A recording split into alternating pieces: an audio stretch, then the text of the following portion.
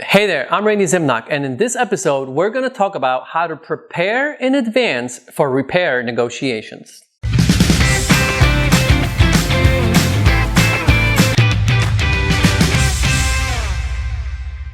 As a realtor, whenever I'm approached to sell a property for someone, I'm always thinking kind of like 5 steps ahead, right? One of the big things in any transaction is going to be 1, appraisal, and 2, the inspection, right? Which then leads to a repair request. Every property will have a repair request from the buyer, which is fine. However, this is where I'm kind of thinking ahead of time based on the property as I walk it the first time. And in this situation, it was another client of mine that had a rental and decided to sell this rental for tax purposes, right? And the good thing is that this property actually was in really good condition because she used to live there. So the upgrades were amazing. It just needed a bit of a cleanup inside, which we did, right? We made a decision to clean up a couple things, just handyman stuff. Doors, fixed doors that were not working, like one baseboard was loose, like minor stuff, right? And we fixed the yard. That's the only thing we focused on.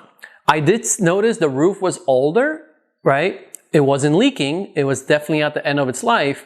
But in that situation, I said, look, it works, right? Obviously, it's not leaking, so it works. Now, we're not going to argue that it's not old, right? However, let's wait. Let's not do this big item because it's hard to get dollar for dollar for something like that, right? In return when we sell the property. So I was like, let's make it look good for the impression of people coming in and let them focus on the inside of the property. Let's stage the property. The yard will be nice.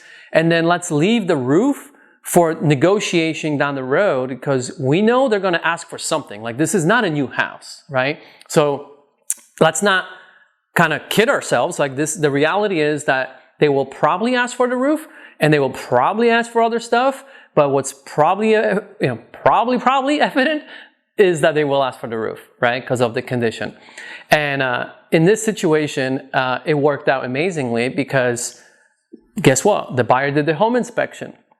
The roof came up, but electrical came up. Some plumbing issues came up that will actually even further tied to a sewer problem, which none of us knew. So none of us knew that we had an electrical problem. We didn't know we had a plumbing problem because tenant has lived there. Everything's been fine for several years.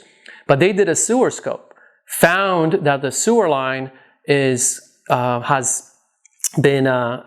lot of roots coming through, and basically, it needs to be replaced, right? It's definitely at the end of its life, most of it.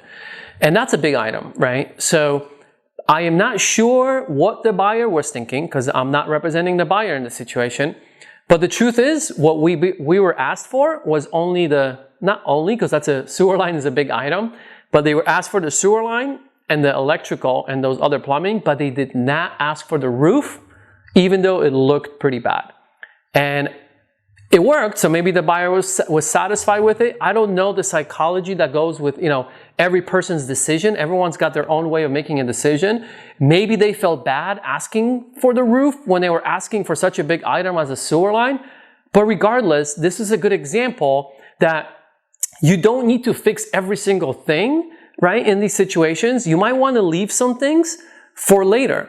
A good thing to consider doing the same thing with is like an old heater. Even though it looks old, if it works, leave it. Let's just leave it for the negotiating for the future, right? Because then it's like give or take, right? And that's what I want to position us for the seller and myself when we're negotiating. Like, okay, well, you know what? We'll fix the sewer, we'll fix the electrical, but if they ask for the roof, we might have said, we're not going to fix the roof because it technically is not leaking. You see what I'm saying? So the reality is in these type of situations that we are all winning at that point, right? My client is winning, right? Because she didn't have to spend that money up front. The other client is winning. They're going to get a new sewer line. And if they are okay with the roof, then that's their decision, right? It's not leaking. So that allowed us to basically, by thinking about it ahead, like I said, preparing in advance for a future negotiation, in my opinion, that saved my client about $10,000. And that's how you create a win-win.